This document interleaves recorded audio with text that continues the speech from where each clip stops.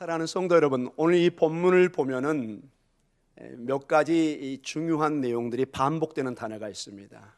안식일이라는 내용이 나오고, 그 안식일에 행해야 되는 할례, 그 다음에 또 뭐가 나오죠? 할례의 문제, 또 안식일을 어떻게 지키느냐, 이런 문제들, 모세의 율법, 안식일, 할례. 여러분, 유대인들에게 있어서 이 안식일은 그들의 정체성, 생명과 같습니다. 여러분, 이제 우리가 그 3.1절 100주년 기념 이렇게 우리가 기념한다고 얘기했는데, 여러분 일제강점기에 36년, 어떻게 보면 긴 시간이지만은 그 짧은 시간에 그 강점기의 그 후유증이 지금도 우리 사회에 많은 갈등을, 일본과의 외교 관계라든지 우리 내면의 여러 가지 그 아픔이 고스란히 담겨져 있습니다. 근데 여러분, 유태인들은 2000년 가까이 방랑 생활을 했습니다. 몇 년이요? 2000년. 여러분, 그러나 그들은 그대로 문화와 언어와 민족성과 종교와 독립까지 이루면서 이룬 거의 전무후무한 민족으로, 이런 민족을 찾아볼 길이 없습니다. 여러분, 2000년이라는 것은 여러분 상상하기 힘든 인간의 역사의 시간들입니다. 여러분, 과연 어떻게 그들은 그들의 언어, 그들의 문화, 그들의 종교, 이런 것을 유지할 수 있었을까요? 간단하게 한마디로 얘기하면 여러 원인이 있겠지만 안식일입니다. 그들은 매주 반드시 지켜야 되는 것이 안식일입니다. 안식일. 반드시 지켜야 되는 것이 안식일이어서 학자들에 의하면은 어떻게 유대인들이 2000년의 시간에 그들의 정체성을 유지할 수 있었을까? 연구를 한 것 가운데 여러 원인 중에 핵심을 하나 집었습니다. 안식일 때문에. 그래서 이렇게 얘기합니다.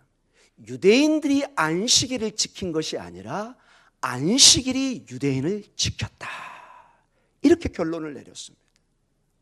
여러분, 우리 주일에 이렇게 예배를 드리는 것이 절대로 작은 일이 아니라는 것입니다.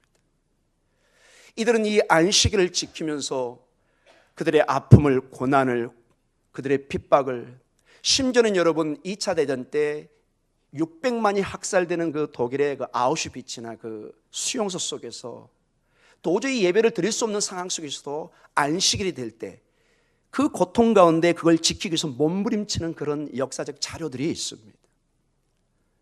사랑하는 성도 여러분, 오늘 이 본문의 내용을 통해서 다시 한번 정말 이 안식일을 통해서 하나님이 말씀하시려고 하는 진정한 뜻이 무엇인지, 율법의 뜻이 무엇인지, 목적이 어디 있는지 한번 도전을 받기를 원하고요.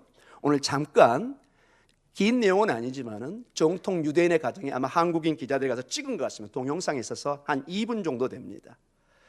여러 안식일을 지키는 법이 있는데 보편적으로 지키는 한 방법을 한번 우리가 도전을 한번 이렇게 직접 촬영한 걸 한번 보도록 하겠습니다.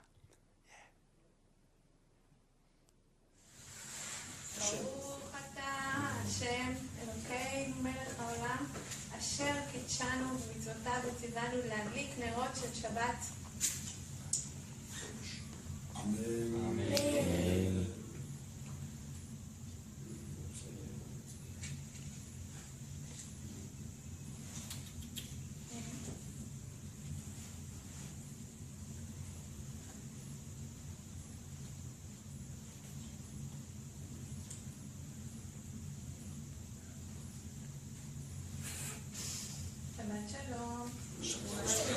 שבת שלום.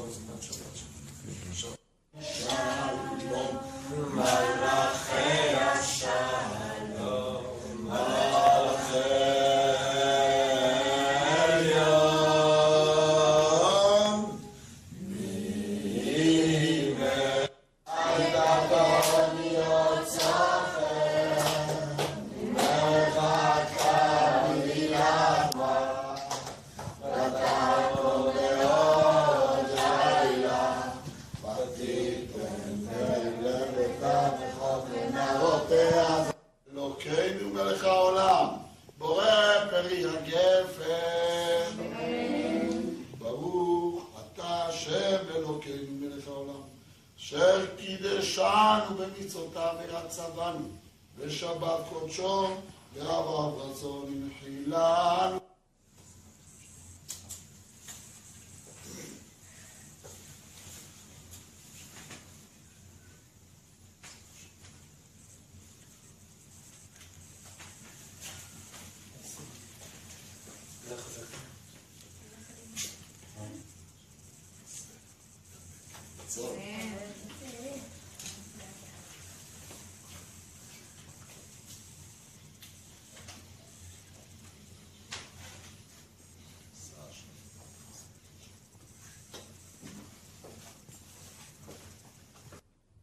예, 여기까지입니다.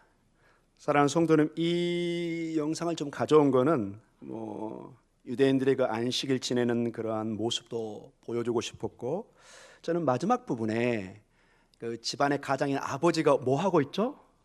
전부 다 축복합니다. 저는 이게 굉장히 중요한 가정에 하나님께서 내리신 큰 축복의 과정으로 저는 보고 싶습니다. 제가 이스라엘에 있으면서도 늘 봤던 게 가장이, 부모님이 자녀를 축복하는 것입니다. 하나님의 그 말씀으로 축복을 합니다. 만약에 아버지가 좀 부족하고 안 계시다면 엄마도 할 수 있습니다. 부모의 가장 큰 역할 중에 하나가 자녀를 뭐 하는 거죠? 말씀으로 축복하는 것입니다. 그냥 돈 벌어서 주는 거, 그것도 중요하죠. 그건 당연한 의무죠. 그러나 유대인들에게 하나 특별한 게 있는데, 그것이 자녀들을 축복하는 것입니다. 다 말씀으로. 좋을 때나 나쁠 때나 항상 자녀들을 같이 이렇게 하고. 지금 그 한 5명 정도 자녀들이 보였는데 저것도 적은 겁니다. 보통 한 8명에서 10명 정도 됩니다. 그래서 항상 아버지가 아니면 엄마가 이렇게 축복하고 기도하고. 바라게는 저희 목동 중앙교회도 우리 어머니 아버지가 자녀를, 그리고 할아버지 할머니가 여러분의 손주들을 축복하는 좋은 그러한 전통이 생기기를 간절히 축원합니다. 여러분, 이 예배가 여기서 끝나는 것이 아니라 여러분의 얼마든지 여러분 같이 식탁의 자리가 있잖아요. 아들아 이리 와라, 우리 손주 이리 와봐. 그래서 여러분, 되게 우리는 그 송구 영신 예배 때만 그런 축복을 이렇게 기도를 얘기하는데 평상시 얼마든지 할 수 있습니다.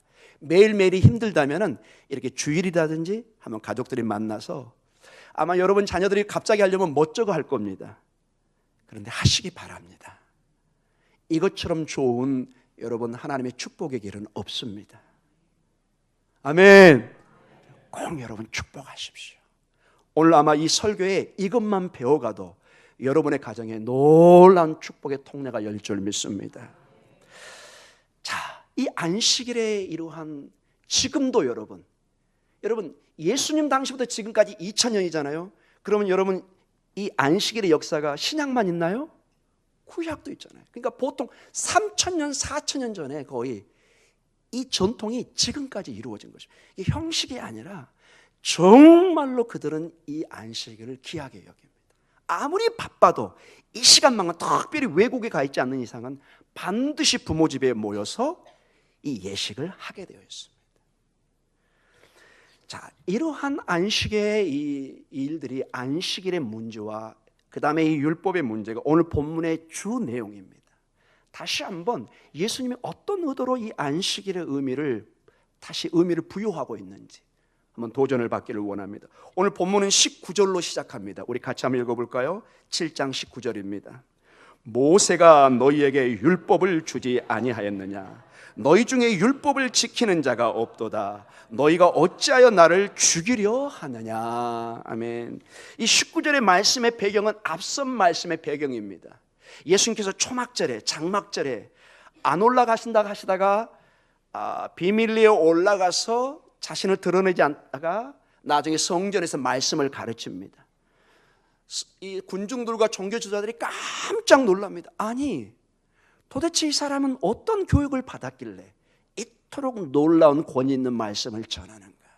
여러분, 제가 저번 주도 말씀드렸지만 그 당시에 내가 무엇을 전달을 할 때, 설교를 한다든지 가르칠 때 내 말의 권위의 근거는 내가 누구 밑에서 배웠는가? 그 당시에 힐레리니, 샴마이니, 가말리엘 이런 유명한 학자들이 있었습니다. 그들의 그 가문들이 그 수화 그 학문에 어떤 줄이 있었습니다. 어떤 줄, 어떤 누구에게 배웠는가? 근데 예수님은 그 누구도 스승으로 두지 않았어요. 나사렛의 청년이고 그저 말씀을 전하는 한 사람으로서 도대체 누구 밑에서 배웠다는 소문도 없고 확인할 길도 없는데 말씀을 권위 있게 전할 때 그들이 깜짝 놀라면서 예수님을 도전합니다. 너는 도대체 어떤 권위로, 이 사람은 교육을 받지 못했는데 이렇게 말씀을 전한다. 이렇게 예수님을 비난하고 다가오는 그들에게 오늘 이 말씀을 주시는 것입니다. 좀 생뚱맞은 예수님의 반응 같지만 이렇게 말합니다. 모세가 너에게 율법을 주지 아니하느냐. 한마디로 그 십계명을 의미합니다. 출애굽기 20장에 나와 있는. 그런데 너희 중에 율법을 지키는 자가 없다 이렇게 얘기합니다. 지금까지 지켜왔는데 왜 율법을 안 지켰다고 그러지? 그 근거로 19절 마지막 절에 뭐라고 얘기하죠? 너희가 어찌하여 나를 죽이려 하느냐. 자, 이 군중들은, 종교 지도자들은 점점 예수님이 위험한 존재로 떠오르면서 이제 몰래 음모를 꾸미고 그들의 마음속에 예수님을 제거해야 되겠다, 죽여야 되겠다, 몇 번의 이렇게 말씀이 나옵니다. 근데 공개적으로 얘기한 적은 없습니다. 예수님은 정확하게 그들의 마음을 아시기 때문에 어찌하여 너희는 나를 죽이려 하느냐. 자, 예수님을 죽이려 하는 것과 율법을 지키자는 것과 어떤 관계가 있을까요? 여러분, 유대인들은 모든 삶의 기준이 율법에 있습니다. 근데 여러분, 그 율법의 총 핵심이라고 할 수 있는, 우리 같으면 헌법이라고 할 수 있는 거기에 제6계명에 뭐가 나와 있죠? 살인하지 말라, 죽이지 말라고 분명히 기록되어 있어요. 근데 예수님이 딱 보니까 이 종교 지도자들이 말씀은 듣고는 있지만 마음속에 어떻게 생각을 하고 있어요? 이놈 언제 잡아서 죽일까? 이미 살인을 계획하고 있는 거예요. 율법을 어기고 있는 거예요. 너희에게 지금 심각한 문제가 있다. 너희가 그토록 중요하게 여기는 그 율법, 그 말씀을 너희 스스로 지금 어기려고 하고 있구나. 근데 이런 이 종교 지도자들은 예수님의 그 능력과 그 힘을 모르기 때문에 그들이 그 음모를 끼면 예수님을 죽이려고 하는 그것을 말을 안 했기 때문에 모를 줄 알고 예수님을 한마디로 이렇게 매도합니다. 20절로 예수님이 이렇게 평가합니다. 우리 20절 한번 읽어볼까요? 무리가 대답하되 당신은 귀신이 들렸도다. 누가 당신을 죽이려 하나이까? 아니, 우리가 언제 당신 죽인다고 했어? 이런 헛된 말을 하는 거 보니까 당신이 지금 뭐에 들렸다고요? 귀신에 들렸다는 거예요. 여러분, 율법의 실체이고 말씀 그 자체이신 하나님이 오셨는데 가장 율법을 잘 알고 있다는 이 종교 지도자들이, 이 무리들이 예수님을 귀신 들렸다고 합니다. 그리고 전혀 예수님을 평가절하고 있고 알아보지를 못합니다. 여러분, 이게 소위 말해서 모순 아이러니라는 것입니다. 그래서 여러분, 우리도 그래서 큰 이 말씀의 도전을 저는 받기를 원합니다. 우리가 하나님의 말씀을 또 수많은 삶 속에 하나님을 안다고 우리가 신앙생활을 하지만은 자칫 잘못하면 예수님을 전혀 모를 수 있는, 하나님의 아들을 귀신 들린 자로 오해하고 판단하고 죽일 수도 있는 우리의 모습입니다. 여러분, 예수님이 내려와가지고 가장 부딪혔던 사람들이 민중이 아니라 종교 지도자들이었습니다. 저 같은 목사들이었습니다. 얼마나 조심해야 되겠습니까? 하나님의 말씀을 거듭나지 않은 가운데 심장으로 알지 못하면, 겉으로만 보면은, 오늘 본문에 나와 있는 것처럼 저 24절에 외모로만 보면은 생명의 주님을 절대로 볼 수 없는 것을 보게 됩니다. 분명히 그들은 예수님을 하나님의 아들로 진정한 생명으로 보지 않고 율법의 실체로 보지 않고 귀신 들렸다고 얘기를 합니다. 여기에 대한 주님의 반응은 21절로 반응을 하십니다. 우리 21절 같이 한번 읽어볼까요? 예수께서 대답하여 이르시되 내가 한 가지 일을 행하매 너희가 다 이로 말미암아 이상히 여기는도다. 귀신 들렸다 이렇게 하니까 예수님이 이제 다시 또 반응을 나타냅니다. 내가 한 가지 일을 하는데 너희는 정말로 이 일 때문에 나를 이상하게 여기고 귀신 들렸다고 그러고 안식일을 어겼다고 그러고 지금 오해하고 있구나. 여러분, 21절에 나오는 한 가지 일이 뭘까요? 여러분 한번 추측해 볼 수 있겠습니까? 내가 한 가지 일을 했다. 안식일에. 여러분, 어디 앞선 어느 본문에 어떤 일이 생각나시나요? 베데스다 연못, 요한복음 5장입니다. 요한복음 5장에 보면은 38년 된 병자가 베데스다 연못에 정말 아무도 도와주는 사람이 없어. 38년을. 여러분 그 당시에 평균 연령이 30세에서 40세였습니다. 거의 전 인생을 고통 가운데 누워서 신음하고 있던 사람이었습니다. 그 사람을 예수님께서 아무런 다른 조건 없이 일어나 걸어라. 5장 8절에 말씀하십니다. 너는 일어나 걸어라. 9장에 그가 치료되었다 이렇게 말씀하십니다. 그런데 유대인들은 뭐라고요? 당신 안식일에 사람을 치료해? 안식일법을 어겼네? 그걸로 이제 예수님을 올가매고 비난하고 비판하고 죽이려고 음모를 꾸미는 그런 일들을 우리가 보게 됩니다. 그 일을 21절에 내가 한 가지 일을 했는데 너희가 이상하게 도대체 이해를 못하고 얘기하고 있습니다. 그래서 이 말씀, 이러한 21절의 이러한 내용과 그들에게 설득력을 주기 위해서 예수님께서 하나의 예를, 그들이 정말로 그 안식일을, 율법을 오해하고 있다는 것을 명확하게 한번 제시를 합니다. 우리 22절에 한번 내용을 한번 살펴보도록 하겠습니다. 우리 22절입니다. 모세가 너희에게 할례를 행했으나 그러나 할례는 모세에게 난 것이 아니요 조상들에게 난 것이라. 그러므로 너희가 안식일에도 사람에게 할례를 행하느니라. 아멘. 자, 여기 보면은 모세가 나오고 할례가 나오고 안식일이 나옵니다. 오늘 이 대화의 핵심 내용입니다. 이게 여러분 좀 혼돈스럽지만 이런 내용입니다. 여러분, 모세가 유대인들에게, 백성들에게 뭘 줬죠? 율법을 주었죠. 맞죠, 여러분? 그 율법 안에 무엇을 행하라고 주어졌죠? 할례를 행해라. 할례를.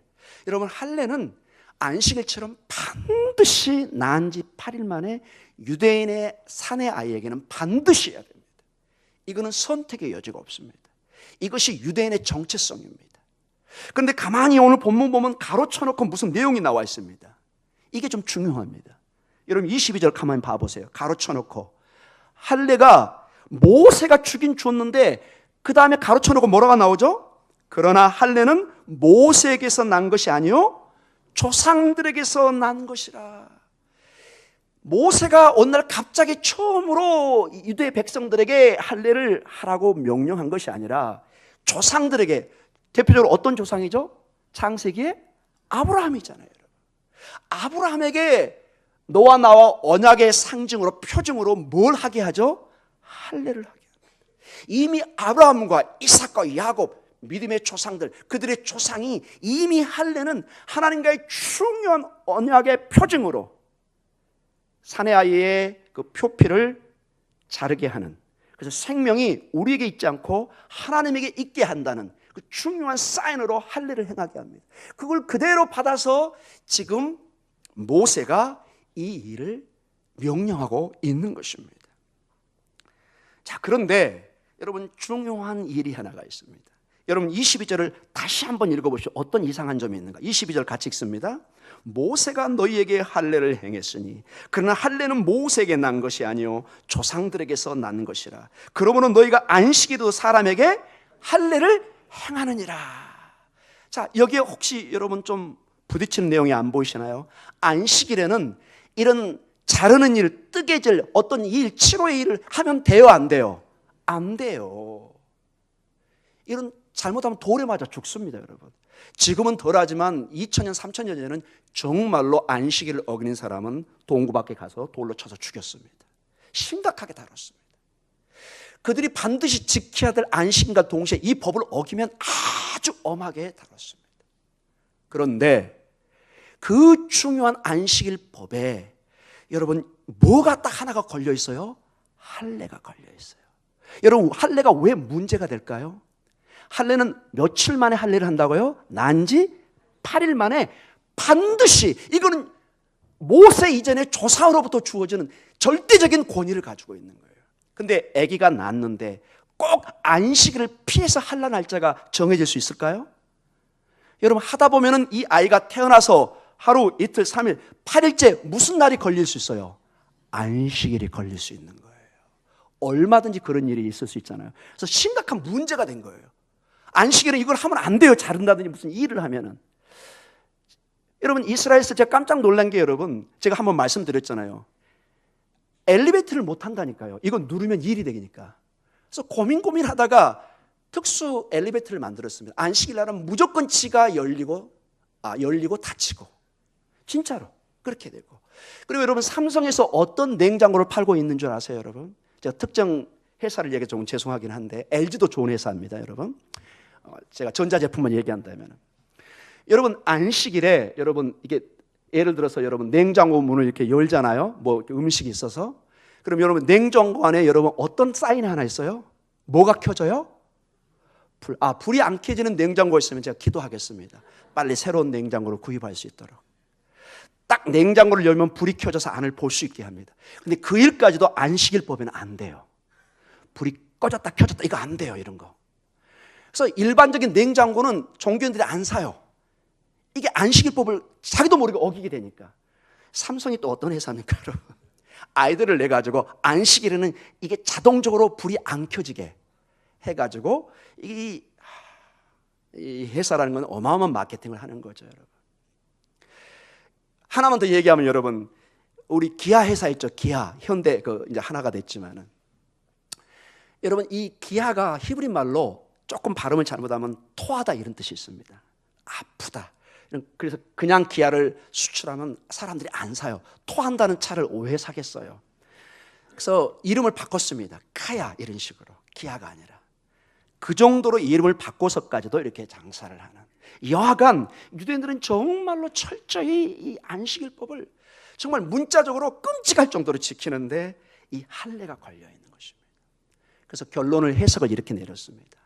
아무리 안식일법이 중요하지만 이 안식일법 이전에 우리 조상들에게 준 할례법이 우선하기 때문에 이 아이가 8일째 안식일이 걸려도 할례를 해야 된다 말아야 된다. 해야 된다고 해석을 했습니다.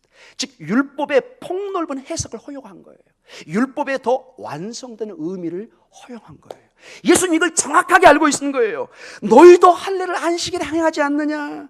그러면서 이걸 보충 설명합니다. 23절 이제 이 논리로 보면 이 말씀이 훨씬 이해가 됩니다. 23절 같이 읽어볼까요? 모세의 율법을 범하지 아니하려고 사람이 안식일에도 할례를 받는 일이 있거든 내가 안식일에 사람의 전신을 건전하게 한 것으로 너희가 내게 노여하느냐. 아멘. 너희가 모세의 율법을 범하지 않으려고 안식일에 이 법이 있지만은 그러나 동시에 할례도 너무 중요한 모세의 법이고 조상의 법이거든요. 이 둘 중에 이게 겹칠 때 지키기 위해서 우선권을 어디에 두는 거예요? 할례에 둔단 말이에요. 이 중요한 법을 지키기 위해서 안식일에 어떤 예상을 두고 있는 거예요. 자, 이것을 예수님이 파고드는 것입니다. 여러분 예수님이 어떤 분이신가요? 정확한 분 아닌가요? 자, 봐라 너희들 38년 된 병자가 아무런 소망도 없이 희망 없이 그저 누워서 죽을 날을 기다리고 있는데 내가 그의 전신을 치료한 것이 안식일이라고 죄가 되겠느냐. 그 애기 하나 표피 자르면서 언약의 표중한 그걸 통해서 언약의 상징을 만드는 것과 내가 38년 된 그 병자를 낫게 한 그것이 그렇게도 너희에게 못마땅하고 이게 안식일을 어기는 것이냐. 정말로 안식일의 진정한 뜻이 무엇이냐. 율법의 진정한 뜻이 뭐였냐. 너희는 이거에 예상을 만들 수 없단 말이냐. 이렇게 주님이 오늘 말씀을 주고 있습니다. 사랑하는 성도님, 오늘 여기에 여러분 주목해 주시기 바랍니다. 여러분 안식일은 원래 출발이 이렇습니다. 신명기 5장 15절입니다. 같이 한번 읽어볼까요? 신명기 5장 15절 같이 읽습니다. 너는 기억하라. 내가 애굽 땅에서 종이 되었더니 네 하나님 여호와가 강한 손과 변팔로 거기서 너를 인도하여 내었나니 그러므로 네 하나님 여호와가 내게 명령하여 안식을 지키기라 하느니라. 아멘. 안식일과 출애굽의 그 구원 인도하심을 연결합니다. 즉 이 안식일은 궁극적으로 하나님의 구원, 인도하심, 보호하심, 지키심 이게 기념되고 강조되는 얘기입니다. 우리의 구원, 우리의 생명, 하나님의 보호하심 이게 강조되는 날이에요. 그러면 당연히 38년 된 그 신음하는 하나님의 백성이 치료받는 것이 당연히 안식일의 진정한 뜻이 돼야 되는데 이것을 율법이란 잣대로 전혀 다른 해석을 하고 있는 이 종교주의자들을 지금 책망하고 있는 것입니다. 그러면서 주님이 말씀하십니다. 외모로 판단하지 말고 24절에 공의롭게 판단하라. 너희가 어찌하여 나의 겉모습만 보면서 안식일을 어긴 그것만을 보고 지금 잡고 나를 힐난하고 죽이려고 하느냐. 정말로 이 내면에 하나님의 뜻을 너희가 보지를 못하느냐. 이게 결론적으로 여러분께 제가 좀 도전을 받기를 원합니다. 제가 이 말씀을 준비하면서 저에게도 도전이었습니다. 여러분, 안식일은 하나님의 구원, 인도하심, 하나님의 온전한 돌보심과 생명, 하나님의 치료하심이 강조되는 시간입니다. 여러분, 오늘 이 본문에 나와 있는 군중들과 종교 지도자들과 여러분 저희와 한번 비교해 보시기 바랍니다. 그들은 하나님의 생명이, 하나님의 축복이, 생명이 그 에너지의 약동함이 앞에 있고 희망이 앞에 있는데 그것을 깡그리 무시하고 귀신 들렸다고 얘기하면서 전혀 이 생명을 누리지 못하고 있습니다. 이 생명을 외면하고 있습니다. 여러분, 이러한 태도와 우리는 어떻습니까, 여러분? 오늘 예배에 와서 여러분 예배에 감격이 있습니까, 여러분? 이 주님이 보이십니까, 여러분? 그저 시간이 돼서 왔다 가는 그 심령이 아니라 여러분, 이 시간에 38년 된 그 병자에게 요한복음 5장 8절에서 말씀하시는 주님의 음성이 여러분에게 들리기를 원합니다. 일어나 걸어라. 여러분의 가정이 치료를 받아야 돼요. 우리 가정이, 이 교회가, 여러분, 이 음성이 2000년 전에 그 베데스다 연못에 이름 없는 그 38년 된 그 사람에게 전해지고 끝난 것이 아니라 오늘 주님은 우리에게 들려주기를 원합니다. 우리가 살아나기를 원합니다. 일어나 치료되기를 원합니다. 여러분, 여기 나와 있는 가르치고 전파하며 고치는 교회, 이거 암송만 하면 무슨 의미가 있습니까? 그 당시에 종교 지도자가 전혀 다를 바가 없는 것입니다.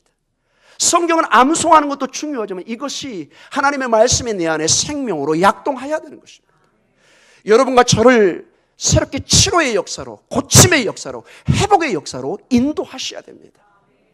오늘 보니까 여기 성가대도 있고 몇 분 아프신 분들이 오늘 교회에 나와서 이렇게 앉아있는 걸 볼 때 너무 감사합니다. 역시 우리 교회는 고치는 교회구나. 그게 제가 보입니다, 여러분. 저는 조금은 염려합니다. 너무 고치는 교회가 강조돼가지고 막 전부 다 고치는 일들이 너무 많으면 그것도 감사하겠지만 제가 아픈 환자가 있으면 굉장히 놀랍니다. 새벽마다 또 기도를 하면서 기도를 하지만은 사랑하는 성도 여러분, 다시 한번 이 오늘 본문의 말씀, 단순한 어떤 신학적인 논쟁이 아니라 이곳의 핵심은 이 생명의 주님, 살아있는 주님을 보시고 만나셔야 됩니다. 여러분의 근심 걱정을 그냥 가지고 다시 떠나는 것이 아니라 예수님이면 내 가정을 이렇게 세우시고 치료할 수 있겠구나, 내 병을 치료할 수 있겠구나, 나를 회복시킬 수 있겠구나.